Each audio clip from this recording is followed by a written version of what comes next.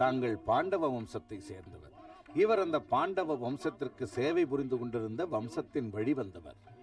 நீங்கள் இருவரும் சந்திப்பது சரித்திர பிரசித்தி ஆகட்டும். அது மட்டுமல்ல, மகாராஜா அவர்கள் நீண்ட தூரம் பிரயாணம் செய்து இங்கு வந்திருக்கிறார் என்றால் அது நீங்கள் செய்த பாக்கியம். அது மட்டுமல்லாமல் வெகு தூர பயணம் களைத்திருப்பீர்கள், சற்று ஓய்வெடுத்துக் கொள்ளுங்கள். எல்லோரும் வாருங்கள்.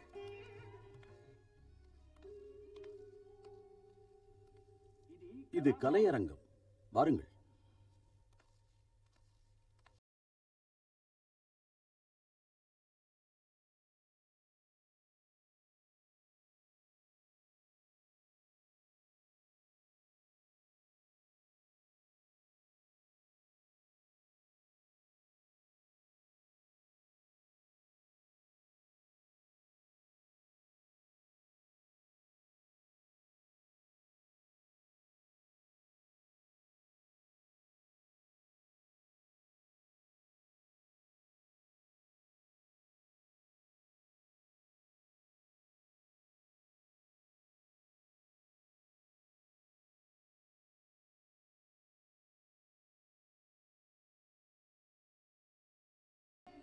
காற்றினாலேயே ஒலி உண்டாகின்றதா? மகாராஜா, எங்கள் அரசரின் புதல்வியான வாசவி குமாரியின் வீணை இது. இதை வாசிக்க பிறந்தவள் அவள்தான்.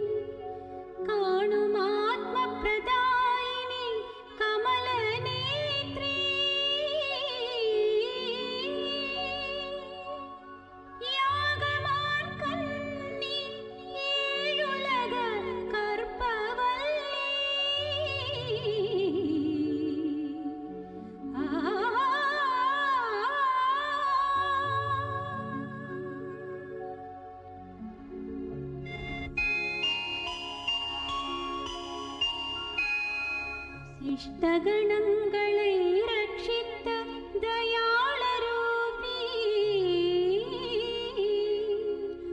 துஷ்ட படைகளை அழிவித்த அனந்ததாழி, அந்தரமேலே வாழும் தேவாந்த குணமாய் ஜெகத்தில் உயிர்களெல்லாம் உன்னதம்மா உன்னதம்மா.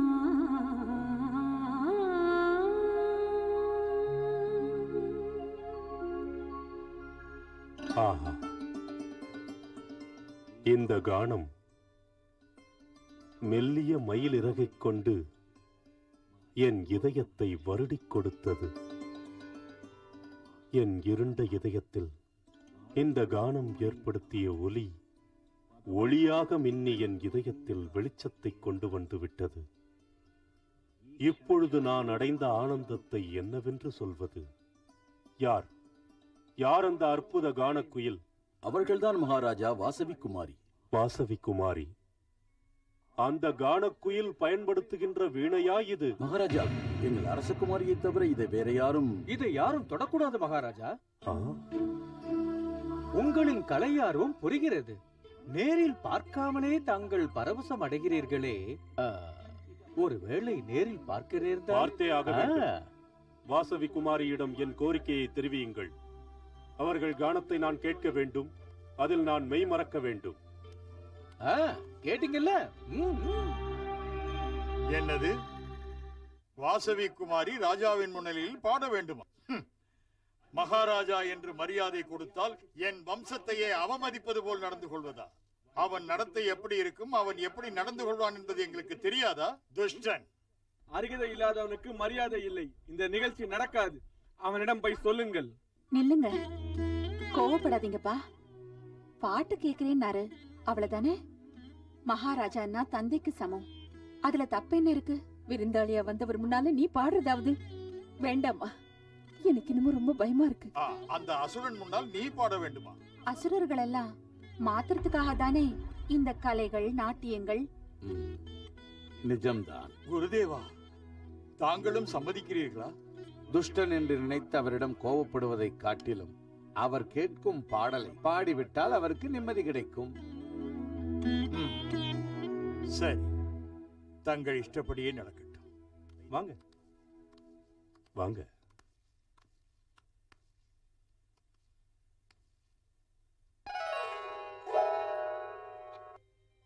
கானத்தை ரசிக்க வந்திருக்கும் என் முன்னால் திரை எதற்கு? நீங்கள் கேட்க விரும்புவது பாடலை. திரை இருந்தால் என்ன? அது இங்குள்ள ஒரு வழக்கம். இருந்துவிட்டு போகட்டுமே. ஆமாம் ஆமாம், ராஜாவிற்கு உரிய ராஜ மரியாதைகள் செய்ய வேண்டியதுதான். இருந்தாலும் நான்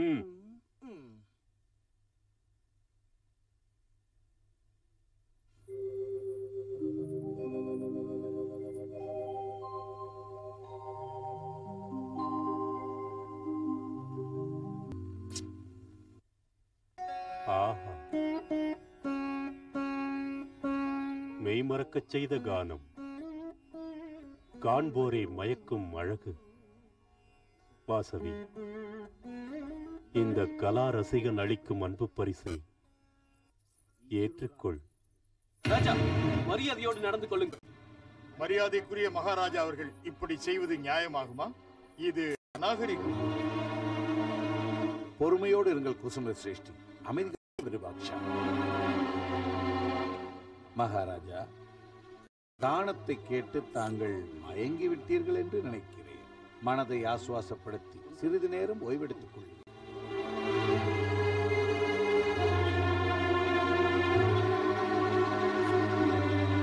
அந்த அழகான கன்னியை எந்த மகாராஜா அடைய போகிறாரோ அவருடைய அதிர்ஷ்டமே அதிர்ஷ்டம்தான். அவர் கொடுத்து வைத்தவர். என்னதான் பெரிய ராஜ்யங்கள் இருந்தாலும், என்னதான் சுகபோகங்கள் இருந்தாலும், அந்த வாசவி தேவியை மனம் புரிபவர் யாரோ அவர்தான் அரசர்க்கெல்லாம் அரசர். நானே அவளை மனம் முடிக்கப் போகிறேன். எப்படி இருந்தாலும் அவர்கள் அவளை என்னிடம் ஒப்படைத்தே தீர வேண்டும். செல், அந்த மரியாதை தெரியாதவர்களிடம் சென்று கூறு, 1 மாதத்திற்குள் திருமணம் நடைபெற வேண்டும். அதற்குள் லக்ன பத்திரிகை அரண்மனைக்கு வந்து சேர வேண்டும். இல்லை என்றால் நான் ரத கஜ துராதிகளுடன் அவர்கள் மீது படையெடுத்து வந்து நாசம் செய்து விடுவேன் என்று கூறு. ஒரு அரக்கனைப் போல் அவளை பலவந்தமாக கொண்டு வந்து அடைந்தே தீருவேன். இது என் இறுதி முடிவென்று சொல். நகர மக்களே, நண்பர்களே, வாசவாம்பிகை என் மகள் மட்டுமல்ல, இந்த ராஜ்யத்தின் எல்லோருக்கும் செல்ல குழந்தை. திருமண ஆசையை விடுத்த அவள் அந்த மகேஸ்வரிக்கே தன்னுடைய வாழ்க்கையை அர்ப்பணிக்க நினைத்த அவளுக்கு ஒரு தெய்வ பிறவியை ஒரு ராஜா திருமணம் செய்ய முயற்சிப்பதா? அதற்கு நாங்கள் சம்மதிக்காவிட்டால் சர்வநாசம் செய்வேன் என்று பிதற்றுவதா? இதை சகிக்க முடியாது. எத்தனை தடங்கள் வந்தாலும் அதை எதிர்த்து நம் கௌரவத்தை, மரியாதையை, நம் ராஜ்யத்தை காப்பாற்ற வேண்டும் என்பது நம் கடமை. அந்த ஜெகதீஸ்வரி அம்மனின் அருளும் நமது குருதேவரின் ஆசீர்வாதமும் இருக்கும் பொழுது அந்த சக்கரவர்த்தியின் படைபலம் நமக்கு ஈடாகுமா? நமது சேனைகளை அனைத்தையும் ஒன்று கூடி போராடினால் அவர் ராஜ்யத்தை உருக்குலைத்து விடலாம். விருபாட்ச குமாரா, அமைதி கொள்க, அமைதி கொள்க. சபையோர்களே, வாசவாம்பிகையை வஞ்சித்தவர்களை அன்றே நாம் தண்டித்திருக்க வேண்டும். ஆனால் அந்த துஷ்டனை பற்றிய விவரங்களை குசும சிரேஷ்டி உங்கள் அனைவரிடமும் கூறாமல் போனது அவர் செய்த பெரிய தவறாகும். தர்மத்தை நிலைநாட்டும் தாங்கள், அறிவாற்றல் படைத்த தாங்கள் இது பற்றிய கருத்துக்களை இந்த அவையிலே தெரிவிக்க வேண்டும் என்று கேட்டுக்கொள்கிறேன். அந்த ராஜாவுடன் போர் புரிவதற்கு முன்னால் நம் படையை பற்றியும் சற்று யோசித்தாக வேண்டும். அதுவே என்னுடைய வேண்டுகோள். சாமபேத தான தண்டத்தை ராஜாவான நீங்க கடைபிடிக்கணும் இல்லையா? அன்று ஆத்திரத்தில் இருந்த ராஜா கோபத்தில் கூட ஏதாவது தவறாக பேசி இருக்கலாம் இல்லையா? பிரச்சனை தீர வேண்டும் என்றால் நீங்கள் சென்று சமாதானம் செய்யலாமே. மூத்தவரும் அனுபவம் உள்ளவருமான நமது குருதேவர் இதை ஏற்றுக்கொள்வதுதான் சரி என்று தோன்றுகிறது. அமைதியாக இருங்கள் குருதேவா. இந்த இக்கட்டான சூழ்நிலையிலிருந்து காப்பாற்ற வேண்டும் என்று உங்களை கேட்டுக்கொள்கிறேன். குசும பிரபு, வாசவாம்பிகைக்காக இதை நான் ஏற்றுக்கொள்கிறேன். முயற்சி நம்முடையதாக இருந்தாலும் முடிவு அவளுடையது.